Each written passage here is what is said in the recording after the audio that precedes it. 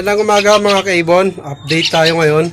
So, meron akong dalawang kinuha dito na dalawang pair ng white-eared brown dove.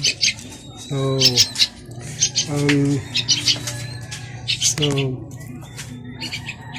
bali ito siya, oh. Yan. So, yan, yung dalawa na yan. So, yan na yung pangatlong pair na kinuha ko. Nag-ano na kasi sila, nagkukutuhan at sinusubuan niya na yung babae. So, hindi na magtatagal. Maging pair na yan. So, gagawin natin pangatlong breeder natin. So, dalawang pair yung kinuha ko. Yung isang pair naman, ito. So, lipat na natin sila dito at malapit na silang mag-mating. So, ito naman, nakikita ko na rin to. Bali pang-apat na pair natin to kung magkataon. So, nakita ko na rin tong nagmi-mating. So, ilalagay ko siya dito.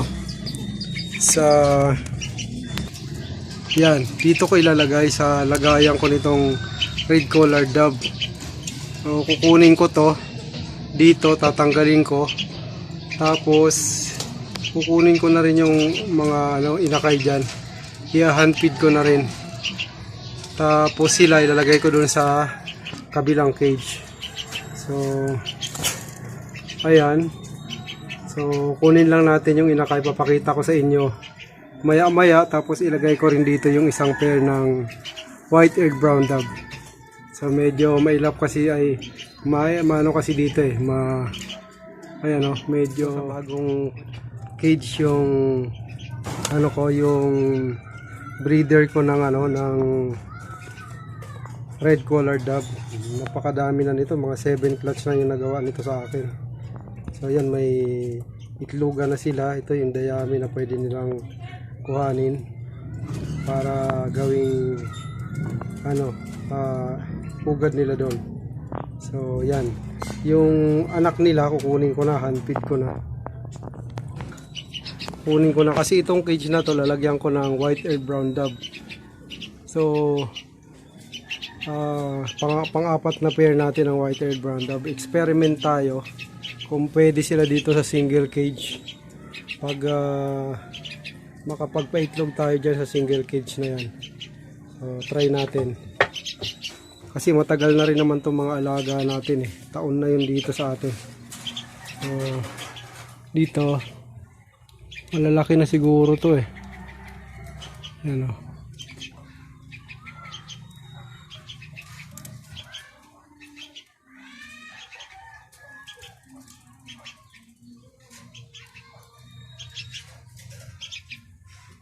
Ito. Alam ko nasa 4 days old na to eh. Itong mga to eh.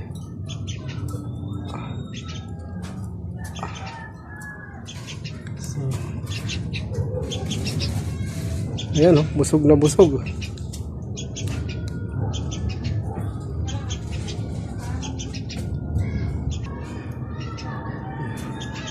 Tatanggalan natin para bahala na yung white-eared brown dove dito, pugad sila. Sila nang bahala gumawa ng pugad nila na sarili nilang discarding pugad.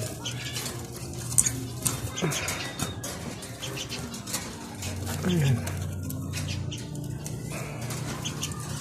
Tapos tanggalin natin to para walang sagabal pag nagme-mating. Pag mag-mate sila, walang sagabal. Yan. Yung mga yan. May sagabal kasi to eh. Yan.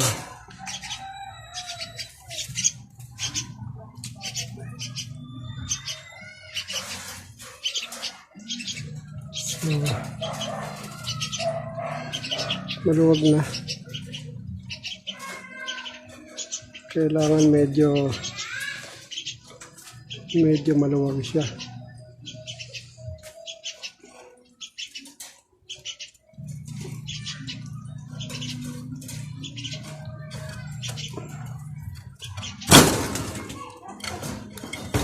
Tanggalan natin. Bawasan natin. para pag nag-mate sila walang sagabal.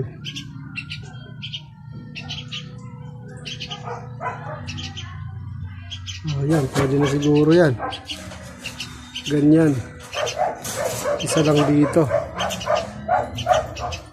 So, lagyan ko doon sa dulo. Sa dulo para meron silang makakaakyat sila. Dulo. So,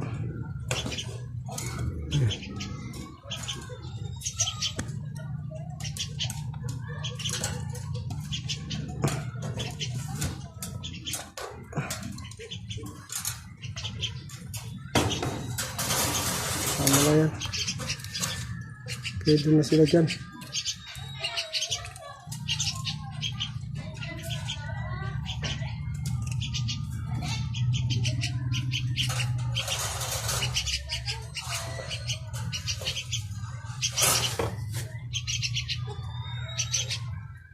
So, yan na yung red collared natin, dalawa na i-hand feed.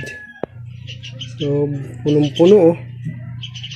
Magaling talaga yung magulang nitong dalawa na to eh.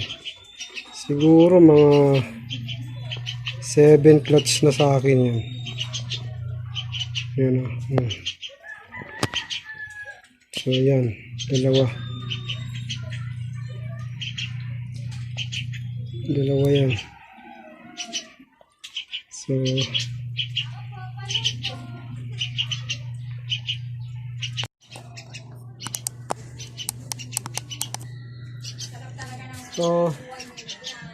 ito naman ilalagay ko dun sa sa pinagkuhanan ko sa yung white or brown dove. Sa pinagkuhanan ko sa emerald, yung red collar dove ko.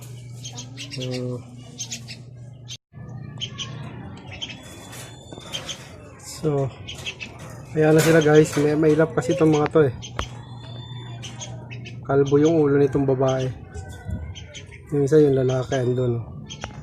So, medyo may ilap pa itong mga to. Kasi nandun sa malaking kulungan. Pero matagal na sa akin to. So, yan.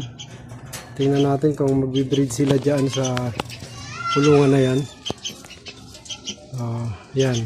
Single cage yan. Naglagyan ko. Ayan, yung red collared natin. Ayan na.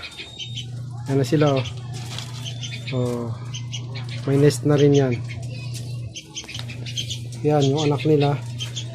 Ayan na, handfeed na lang natin yan. Para maging maamok. Ayan. Gagawin natin yan, nest mate yan eh. Gawin natin breeder din. Ito yung isa pang white or brown dove na bago nating pair dito. So, ayan, yan eh. Nagsusubuan na yung dalawa na yan eh. Dito malapit sa tambayan ko kasi medyo maamo yung yung lalaki nito. Ito, maamo to. Sobrang amo niya no. So yung babae lang yung mailap diyan. So yun yung breeder 3 natin. Yung breeder 4 yung nandun sa single cage. So yung breeder 1 naglilimlim. Ito yung breeder 2. Maamo din yung hen. Yung cock naman yung yung mailap dyan. So nandito sila kasi maamo yung malapit lang sila sa tambayan ko dito. Yung isa may malayo andun kasi dalawa silang mailap eh. So para hindi sila gaano nabubulabog. So yan, breeder 1 natin. Ayan naku, nabulabog. Limlim na yung babae dyan. So yun guys, yan yung update natin ngayon araw na to. So meron tayong additional na 400 feed. Kasi yung dalawa dito, breeder 2 at saka breeder 3 nandito na. So breeder 2 nagpisa na yan, pero expected ko talaga yon na hindi nila namatay yung anak eh. So namatay, nakita ko na lang nasa baba na nila langgam. So expected talaga natin na hindi mabubuo yung una, pero napisa siya. Yun nga lang namatay. Hinulog nila, siguro may detect yon kaya hinulog nila. So ganun nangyayari dyan eh. So antay na lang ulit natin kasi mabilis naman mag ano yan, mag proven pair na yan eh. So mabilis naman mag itlog yan. So ito hindi pa proven pair, pero nakita ko na nagsubuan, nagme-mating na sila. So sana mag itlog na yan. So doon sa dulo naman yung third, yung fourth pair natin. So yan, nandyan sa single cage na yan. So yan lang guys yung update natin.